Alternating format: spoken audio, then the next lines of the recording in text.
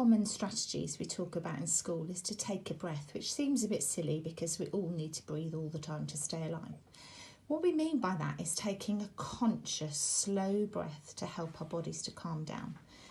I'm just going to go through the couple of examples of breathing exercises that are in the booklet. These have also been used by Miss Howard in her sleep video. The first one is square breathing. It's square because it literally is in a square. What we need to do is we need to run our finger in the air like a square. We don't need to have this piece of paper in front of us, but this shows you the technique. We start in the corner of the square and we're taking a deep breath in for 4 seconds. So we'll breathe in. Down the side of the square here, we will actually just hold our breath. It helps slow our rate of breathing down and makes us really think about breathing calmly and sensibly. Then we're going to breathe out for 4 seconds. Then again, we're going to hold it for 4 seconds. If you're not sure what 4 seconds is, put the word elephant in between the numbers. 1 elephant, 2 elephant, 3 elephant, 4 elephant. When we're holding our breath, it's not for a long period of time and it's perfectly safe. So, with me, we're going to breathe in.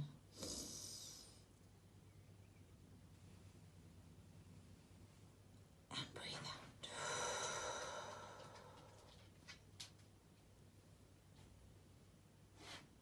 Breathe in.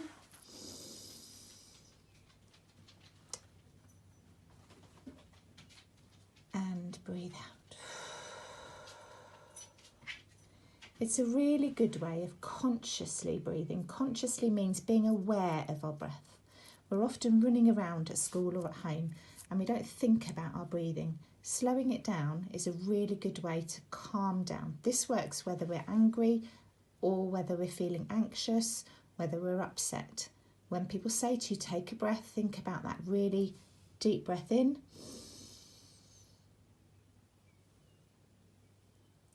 And out.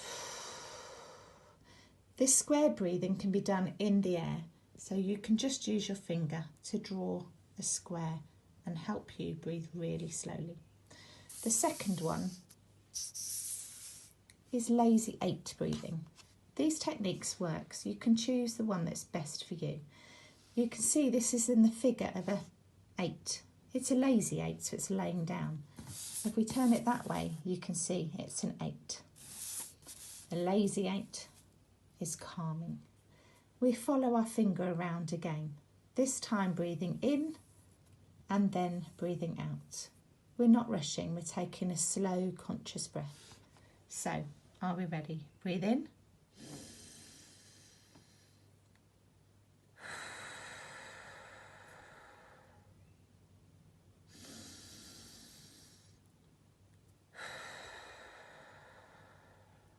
Remember not to breathe too quickly. Breathing too quickly can make us feel a bit dizzy. We need to breathe calmly and gently, consciously, to let our bodies calm and relax. Remember, whatever technique, square breathing, lazy 8 breathing, or just slow, calming breaths, it can really help when you're anxious, upset, or angry. These pictures are within the booklet that has been sent from school. Practice it if you can. Like Miss Howard also said, these are really good exercises to do at night time to help you relax in bed, to really focus on your breathing and help your body calm down as well. They're very good techniques for life. The last thing we're going to talk about in our Zones of Regulation booklet is something called How Big is My Problem, or the size of the problem. We're going to start by looking at the bucket.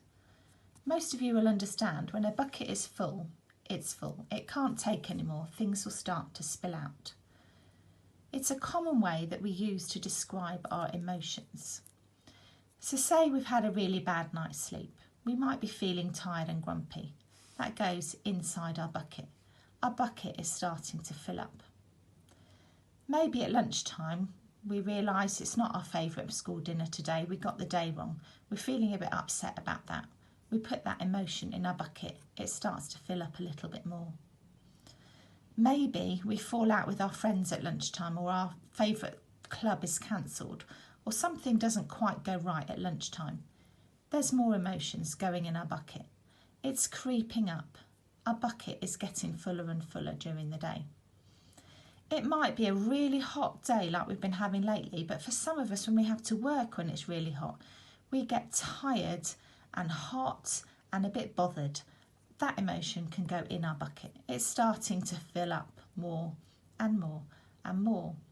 And while these problems aren't big problems, they all mount up. And what happens is we might then have a small problem. Our small problem be perhaps we have our favourite pencil in maths. Maybe it snaps in half. And that is just enough for that emotion to go into our bucket and everything to spill out. Our bucket is full. So when we talk about sometimes during the day our bucket being full, it means all the emotions have built up layer by layer by layer until our bucket is full, and then little things that perhaps aren't big problems send us over the edge, and they might send us into a yellow zone or a red zone where we're really not feeling very happy. So what's really important is to focus on the size of the problem.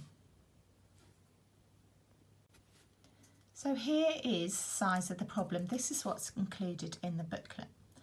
So when we're thinking, bear with me, when we're thinking about a bucket filling over, sometimes it's a very small problem that tips us over the edge.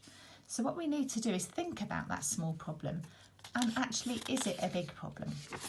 So say, for example, our pencil breaking. It might snap. It might be our favourite pencil, or our favourite pen might decide to stop working that day. That can be really upsetting. But when we've had lots and lots of emotions filling our bucket, that can be enough to tip us over the edge. So we need to think and focus on the size of the problem. How big really is the problem? So this chart should help you. The green one's really not a big problem. So we don't have problems, we're happy and calm. But maybe something's happened that makes us not feel wonderfully happy. It might be we can't be first in line for lunch. We might have to wait to take turns. We might have to share equipment that we really don't want to share. We can feel a bit uncomfortable and disappointed.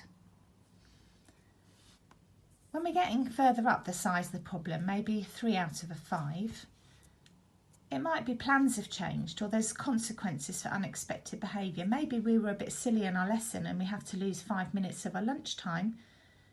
We really need to focus. Is it a really big problem, or actually is it a small or medium-sized problem? It might make us feel a bit irritated, a bit annoyed. It might make us feel a bit disappointed. But remember, when our bucket is starting to fill up and overflow, all these emotions can become a bit too much for us. So really think, this one problem, what is the size of the problem? So consequences for unexpected behaviour, or not being first in line, they're starting to be on the smaller side of problems. Unfortunately, this hasn't printed out very well, guys, but I will read it to you. So the really big problems, we've got 1, 2, 3, 4, 5. We're heading up the scale now. So a broken pencil, not being first in the line in the queue, they're going to be this lower end of the problems. But keeping things in perspective, a bigger problem might be not just a sore knee, which might be down here, but maybe breaking your arm badly, or someone's hurt you or bullied you. These problems are starting to become bigger. Remember, there's always support in school. You might start to cry and feel very sad and mad and frustrated. Remember, feeling emotions is absolutely fine. Look at your booklet and see what you need to do when you feel emotions. These are justifiable emotions, and the problems are becoming bigger. It's not a snapped pencil anymore. Something bigger has happened, and you need support, and it's okay to feel these emotions. To keep things in perspective, a broken favourite pen is down here. It isn't up here. Size of problem number 5 are real emergencies and dangers. There might be somebody has crashed a car, or the school is burning down. These are the major emergencies, not likely to happen and not things we should worry about. But it's absolutely okay to understand These emotions are big. They warrant being a number 5. And it's absolutely fine to cry uncontrollably or to be upset and scared when the emotion is a response to a big problem. But remember, these are the big problems. They're very rare, and hopefully lots of us will not experience these big problems. But a broken pencil, falling out with our friends, is it as bad as something happening to the school burning down? Is it as bad, luckily we don't suffer from them in this country, as an earthquake? No. A broken favourite pen or something got lost, we're looking further down. We need to remember the size of the problem. Really focus on that. Although our bucket could start to overfill during the day, so one little problem could be enough to cause the explosion and the bucket emptying, all those emotions escaping. We actually do need to think about the size of our reaction. The size of your reaction should match the size of your problem. Don't overreact. Remembering, a lost pencil case is not a serious problem. It feels it because our emotions are at play, but when we think about the size of the problem, we're coming much lower down the scale, back towards our green problems where really we don't have a problem. It's okay to feel these emotions, but remember, we're looking to our zones of regulation booklet as to what to do when we're feeling these emotions. Understanding our emotions is really key to learning behaviours and strategies that will help get us through the day. It is absolutely okay to cry and feel sad, to get angry, to feel nervous or a bit disappointed. All of these emotions are okay, but let's keep an idea of the size of the problem and let's really focus on what we do using our zones of regulation booklet when we're feeling them. It's hard, it can take practice, but if you make your booklet, it will really support you to understand yourself and hopefully help you to cope with different emotions at different times. So your challenge, if you choose to accept it, students of Marshfields, is to create your zones of regulation booklet. You need to have the emotions you feel in the blue zone and the toolbox. What can you do when you're in the blue zone to help your body feel better, to feel happy and calmer in the green zone? The green zone is where we want to be, where we're happy, calm, ready to learn. What can you do if you're starting to get frustrated or feeling a bit excitable? We're bubbling in our yellow zone. What toolbox can you make when you recognise these emotions to help you work out how to get back to the green zone? If something happens and we have either gone through the yellow zone or jumped straight to that red zone where we're feeling terrified, maybe we're feeling really angry, we might be yelling. And remember, these kind of emotions apply at home. If you're getting angry at home and you're yelling, what can you do? What's your toolbox to help bring your body's emotions back down and to feel calmer? Because we want to feel happy, we want to feel calm. Feeling okay is good. Remember, look at those breathing techniques, cut some pictures out of magazines, think about the strategies you can use. My email address is in the Zones of Regulation booklet. If you or your folks at home have any questions, do drop me a line. I really look forward to seeing your books on the Zones of Regulations. Make them as jazzy or as simple as you like. Good luck, everyone.